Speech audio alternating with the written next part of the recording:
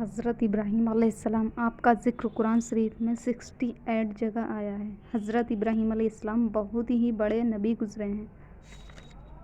दुनिया में जब बहुत बुत परस्ती का जोर हो गया, लोग बुतों को बनाते और ख़ुद उनकी पूजा करते। हज़रत इब्राहीम अलैहिस्सलाम के वालिद भी बुत बनाते थे और बुतों को खुदा समझते थे।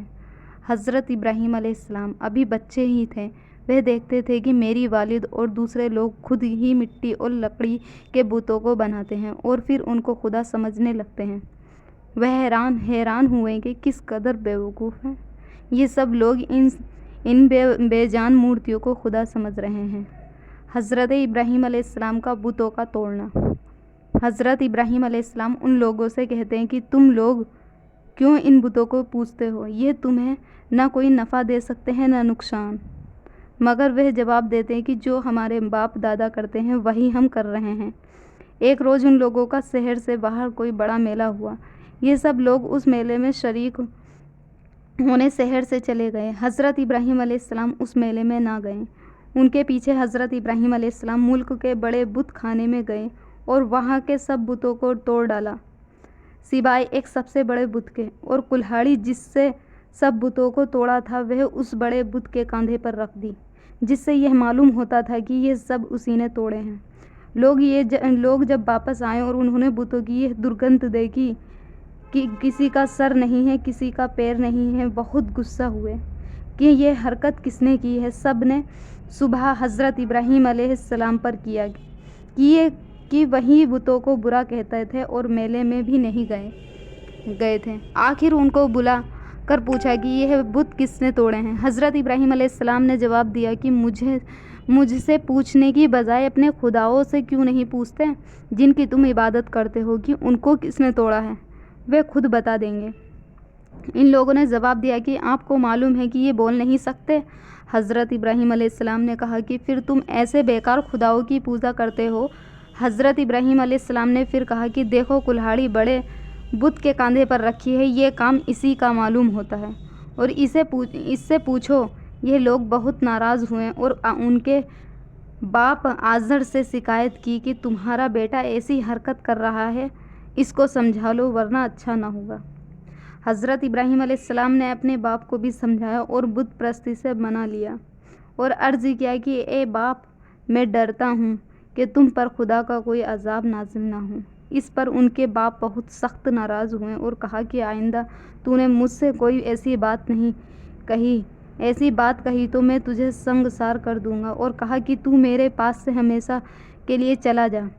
आपने बाप को सलाम किया और कहा कि मैं चला जाता हूँ, लेकिन तुम्हारे लिए मग़फ़िरत की दुआ करूँगा। हज़रत इब्राहीम अलैहिस्सलाम और आग। फिर क्या हुआ? वहाँ के बादशाह नमरूद को, जो बहुत जालिम और बुत परस्त था, इन सब बातों का पता चला कि आज़र का बेटा इब्राहीम लोगों को बुतों की पूजा से मना करता है और एक खुदा की दावत देता है। तो उसने उनके अपने दरबार में बुलाया और आपसे झगड़ने लगा। हज़रत इब्राहीम अलैहिस्सलाम ने फरमाया कि मेरा खुदा तो वही है जो मारता भी और जिलाता भी है। नमरूद ने कहा, मैं भी मार सकता हूँ और जिला सकता हूँ। उसने एक कैदी को, जिसको सजाए मौत का हुक्म हो चुका था, आज़ाद कर दिया और बेगुनाह को पकड़कर कत्ल कर दिया और कहा कि अब बताओ, मेरे और तुम्हारे खुदा के दरमियान क्या फ़र्क है। हज़रत इब्राहीम अलैहिस्सलाम ने कहा कि मेरा रब हर रोज़ सूरज मशरिक़ से निकालता है, तुम उसे मगरिब से निकाल दो। इस पर नमरूद लाजवाब हो गया और हुक्म दिया कि इब्राहीम अलैहिस्सलाम को जिंदा जला दिया जाए। बहुत सी लकड़ियाँ इकट्ठी की गईं और इनमें आग लगाई गई।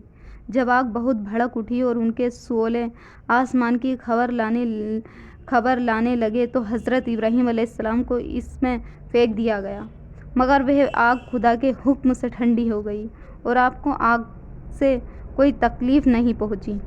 इस तरह जो लोग अल्लाह ताला के कहने पर चलते हैं, अल्लाह पाक उनके हर तकलीफ़ से बचा लेता है और उनके लिए आसानियाँ ही आसानियाँ हो जाती हैं। और जो लोग अल्लाह ताला का कहना नहीं मानते, उनके लिए इस दुनिया में मुश्किल ही मुश्किल होती हैं और मरने के बाद तो हमेशा जहन्नुम में रहेगा। हज़रत इब्राहीम अलैहिस्सलाम और ज़मज़म। हज़रत इब्राहीम अलैहिस्सलाम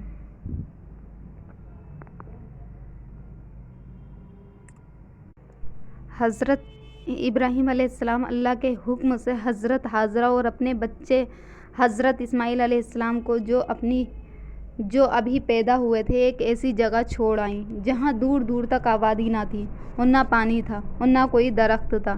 حضرت حاجرہ نے حضرت اسماعیل علیہ السلام کو ایک پتھر کے سائے میں لٹایا اور خود پانی کی تلاش میں ادھر ادھر دوڑنے لگی۔